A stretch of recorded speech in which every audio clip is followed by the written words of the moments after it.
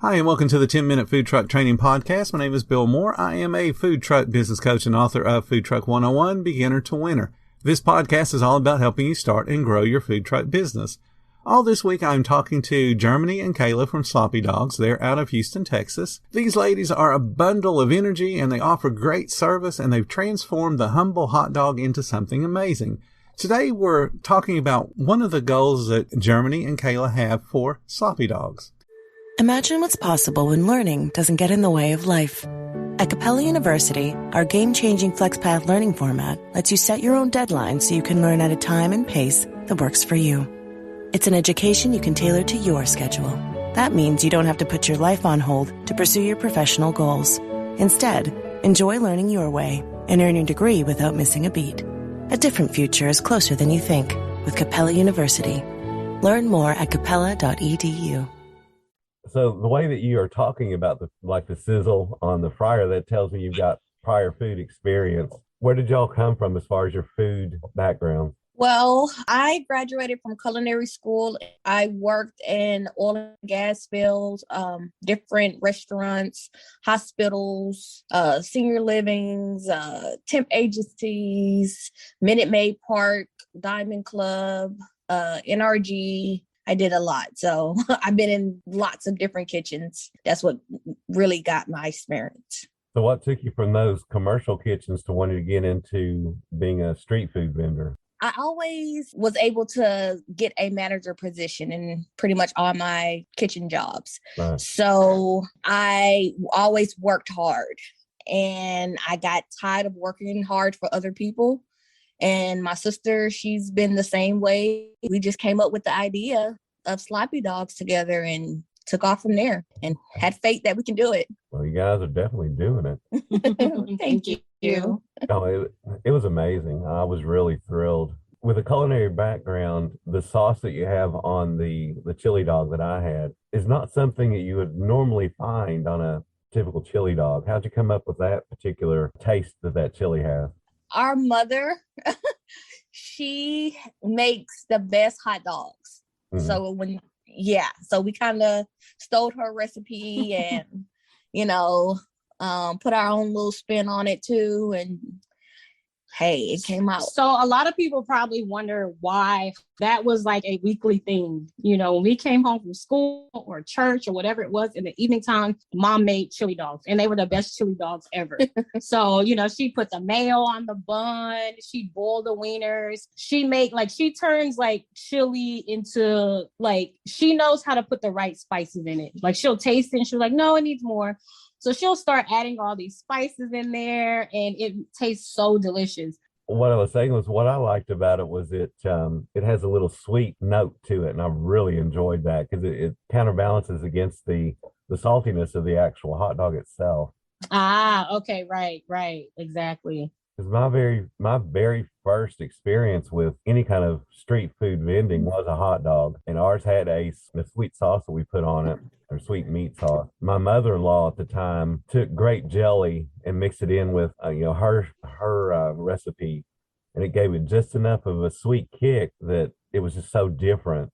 And then yours reminded me of the very first ones I used to sell, so it's pretty cool. Oh, awesome! Thank you so much. Our goal is to be different, and that a lot of people are complimenting us. You're complimenting us, so it lets us know we're on the right track. Oh, definitely, you are. Tell me about the hot dog itself. I noticed you all had spiraled them. Yes, our mother found us a hot dog cutter. Yeah, and we tried it out one day. We fell in love. So. And then also it gives the hot dog a different texture. Yep. So if you inside, but the inside doesn't really get that crispiness. So use the spiraler, it makes sure the inside of the hot dog actually gets that grilled charred crispiness as well. Yeah, that's one of the things that I enjoyed about that one. As you bite into it, you're getting that sweet hit from the meat sauce, but then you're getting into that charred kind of bittery taste almost, and it's such a good balance. And because of the spiral, you get that flavor all the way through the hot dog without it being real tough. Because if you lay a hot dog on the grill, it's going to have one streak that's really, really tough to chew through. Or if you put it on the Mhm. charbroiler, you've got bands where you could actually bite into it and not get any of that flavor at all. But with it being spiraled, you've always got that flavors there all the way through. So it's a good product. Y'all should be very proud. Oh, thank you. So tell me about a pet peeve you guys have working together or makes your day a little difficult sometimes, whether it be you guys working together or dealing with, the business the way it flows or suppliers. What's a pet peeve? So we always laugh when people ask us this question because we are night and day. Like she thinks a completely different way than I do. And it's so frustrating for the both of us because you just see my way. And she's like, no, I see my way. So it's like we're both looking at the same color, but we see in two different colors. All the time. So I guess a pet peeve is sorry about that. That's okay. We got a new puppy. So I guess a pet peeve is just not seeing eye to eye. Figure it out. I say, you know what? I'm calling mom. We need a mediator. So I'll get mom on the phone, tell her my take on the situation, and then she'll explain. So then we let mom ultimately decide what's best to do. Well, that's good. That's good that you have the mediator. That is real good. From the moment that you guys decided you wanted to get into doing a food truck, how long did it take you all from that first conversation to actually getting open? So we actually came up with the idea back in 2017. Okay. We love to cook. Even though she was cooking in the kitchen, like we'd always get together and cook at home. My mom cooks, I'll say 3-4 times a week. Like this morning, you just cooked 2-3 days ago. So we just grew up around. Let's just say my dad does not have any issues with a home cooked meal, and he never has. So we're a family who loves to cook, and my sister and I, we were playing around with a sloppy joe meat, like our own homemade sloppy joe sauce. And we made it. It was so good. And we both just looked at each other and we were like, OMG, this would taste so good on a hot dog. And I was like, oh, and then hot dog, sloppy dog. And every year, like if she got frustrated at her job or I got frustrated, we're like, man, we need to hurry up and open sloppy dog. We need to open sloppy dog. So we had that conversation for 3 years. 2019, we bought a trailer off of Craigslist. And let's just say we threw money down the drain. Like it would have taken probably $20, $30 just to get it up and running. I mean, $20,000, $30,000 $20,000 to get it up and running. So that was very frustrating for us because we're like, we just spent all this money on this trailer that we can't even do anything with. So it literally sat on my dad's truck lot it's still there. It's still there. Yeah, it's been sitting on my dad's truck lot for 3 years because we couldn't do anything with it. So you never actually operated out of it? No, we bought it and we got someone to come out and look at it. And when they gave us a quote, we were like, we don't have this money to, right. At the time, we didn't have the money to put the trailer together. So it just sat there and it's still sitting there. So 2020 came along and Brown is teaching. I was a teacher for 7. I had gotten to the point, especially with COVID, it was very, very frustrating year in the classroom. And I was frustrated. She was frustrated with her job. And over the summer of 2020, we said, let's do it. So I just started doing the research. I got a mentor through score.org, and he helped me along the way to set everything up. And so it took us 3 years to actually, after we initially got the idea, it took us 3 years to actually execute. So how long have you been open now? We've been open 1 year and 1 month. So it's kind of like when you have your first child, you keep exactly, it's 14 months old, 15 months old. You guys are 13 months old right now. Just started walking. Exactly. How's the winter treating you guys? I know it was brutally cold the day I was there. Yeah, especially being here in Texas or Houston, we don't like cold weather.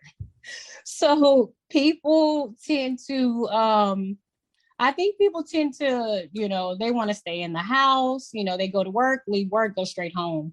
Vehicle and stand in line at a food truck or food trailer. Right. So we're seeing a decline in what we normally see in the summer or fall. We've definitely seen a decline in customers. So I know that you guys mentioned a culinary background, and also an educational background. Do you think that the culinary background fits well with the food trailer? Obviously, how did your education background? How's that helped you to handle your food truck business? Oh yeah, a lot. How so? I know different regulations and stuff, things that we're supposed to do and not supposed to do. Just having that experience. Right. Quality control. Oh yeah, that's a big one. A whole lot. Yeah. Yeah, it helped me because she, although I did, we all had to take the manager certificate, the food handlers and food managers courses. Right. She knows way more than me, so I am greatly appreciative of her because she knows things that I don't know of. Like she's like, hey, make sure that chicken goes in the refrigerator ASAP. Make sure you don't put that raw chicken next to this. Make sure you wipe off this. She's very critical about food safety, and I truly am grateful for her because it's certain things that I just don't know. I'm like, oh, I didn't know I was supposed to. I couldn't do that. Right. She, if we have meat sauce left over at the end of the night, she's like, I'm throwing it away. Like she wants to make sure our customers are safe at all times. Tomorrow, we're going to talk about the most asked questions that Germany and Kayla hear every day in their business. Thank you guys so much for listening to the 10-Minute Food Truck Training Podcast. If you need a business coach to help you reach your food truck business's full potential, check out my affordable services. The links, as always, are in the description below. If you like being around like-minded positive people, join our Facebook group. It's called Food Truck Training. We got a whole bunch of awesome members there at all levels, from brand new to decades-old veterans. And they've all got your back when it comes to helping you and your food truck business succeed. And again, thank you for listening. Come back tomorrow because I got plenty more to say when it comes to helping you and your food truck business.